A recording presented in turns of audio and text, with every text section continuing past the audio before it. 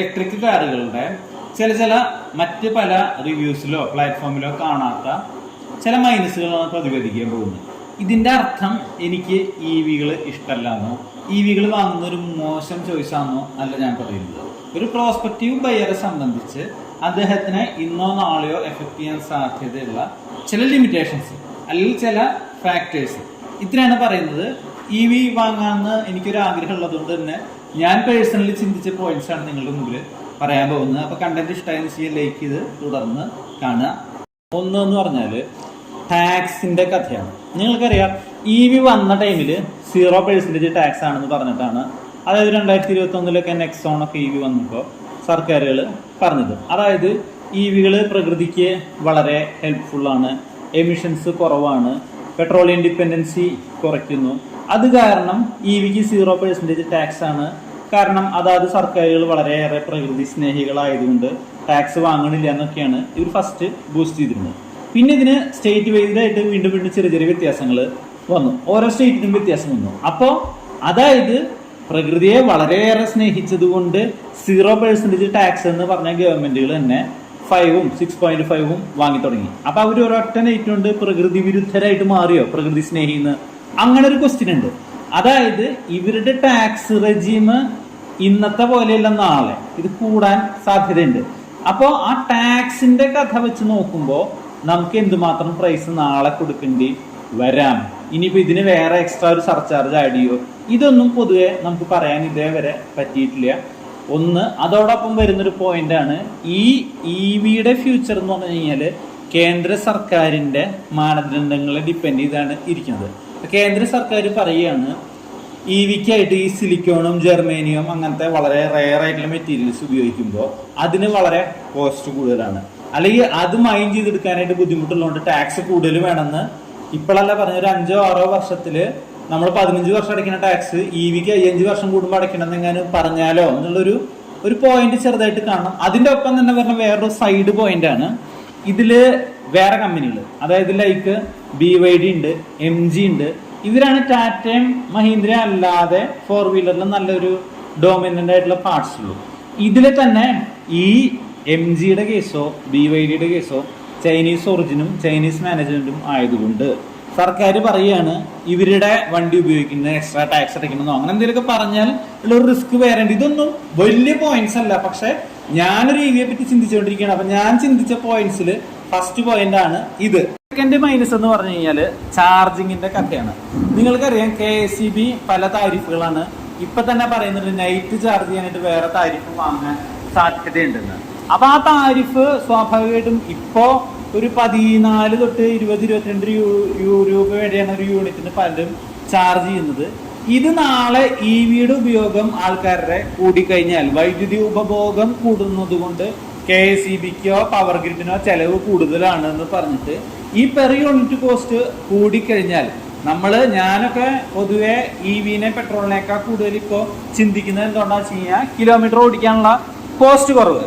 ഈ സംഭവം 12 to 20-21 എന്നുള്ള കോസ്റ്റ് നാളെ 25 to 30, 25 to 40 ആയി കഴിഞ്ഞാൽ നമ്മൾ ഈ പെട്രോൾ വണ്ടീനെ ഒഴിവാക്കി പൈസ സേവ് ചെയ്യാനായിട്ട് EV വാങ്ങുന്ന പോയിന്റ് അവിടെ ബ്രേക്ക് ആവും. അപ്പോൾ ഈ ഒരു KSEB-യുടെയോ പവർ ഗ്രിഡിന്റെയോ താരിഫുകൾ അതായത് സർക്കാരുകൾ ഒരു പർട്ടിക്കുലർ ആയിട്ടുള്ള സ്ലാബിൽ ഫിക്സ് ചെയ്യാത്തടത്തോളം കാലം അതിലൊരു ക്വസ്റ്റ്യൻ മാർക്കും അസോസിയേറ്റ് ചെയ്ത് ഒരു റിസ്ക് ഫാക്ടറും കിടക്കുന്നുണ്ട്. ഇപ്പോഴല്ല, ഇൻ ദി നിയർ ഫ്യൂച്ചറിൽ സംഭവിക്കാം. നെക്സ്റ്റ് ഒരു മൈനസ് എന്ന് പറഞ്ഞാല് നമ്മള് EV-യുടെ മാർക്കറ്റിൽ കാറുകൾക്ക് അത്രയും മൂവ്മെന്റ് കൊണ്ടുവന്നത് 10 lakhന് താഴെ ഓൺ റോഡ് വരുന്ന കുറച്ച് കാറുകൾ അവൈലബിൾ ആയിരുന്നു കൊണ്ടുവന്നതും ടാറ്റയാണ്. മഹീന്ദ്രയുടെ XUV 400 തൊട്ട് മുകളിലേക്ക് ഉണ്ട്, പക്ഷെ അതൊക്കെ ഒരു 13 lakhs എബോവ് വരുന്നുള്ളൂ. നമ്മുടെ ടിയാഗോ, പഞ്ച് ഇത്യാദി കൂട്ടുകാരാണെങ്കിൽ 10 lakhന് താഴെ ഓൺ റോഡ് വരും. അപ്പോ ആ സ്ഥാനത്ത് എന്തുകൊണ്ട് ടയോട്ടയോ മാരുതിയോ ഹോണ്ടയോ പ്രോപ്പർ ആയിട്ടുള്ള ഹ്യുണ്ടായോ വരുന്നില്ല എന്നുള്ളതാണ് അടുത്ത ക്വസ്റ്റ്യൻ. ഇവരാണ് പൊതുവെ നമ്മുടെ ഇന്ത്യയിലെ 4-വീലർ ഇൻഡസ്ട്രി ഒരുവിധം ഭംഗിയായിട്ട് ഭരിച്ചിരുന്നത്. അപ്പൊ അവര് ഒരു കോമ്പറ്റീഷൻ ബേസിസിന് വേണ്ടിയിട്ട് പ്രോപ്പർ ആയിട്ടുള്ള ഒരു EV കൊണ്ടുവരാത്തത് നമുക്ക് നാളെ എങ്ങനെ ബാധിക്കാം? കാരണം അവര് കുറെ കൂടി ഇന്ത്യൻ മാർക്കറ്റിൽ എക്സ്പീരിയൻസ്ഡ് ആയിട്ടുള്ള ആൾക്കാരാണ്. അപ്പൊ അവര് കൊണ്ടുവന്നു കഴിഞ്ഞാൽ മാർക്കറ്റ് ഹോൾ മാർക്കറ്റ് EV ബേസിലേക്ക് കുറച്ചും കൂടി എംഫസിസ് കൊടുക്കേണ്ടതാണ്. പക്ഷെ അവര് ഇതുവരെ വന്നിട്ടില്ല.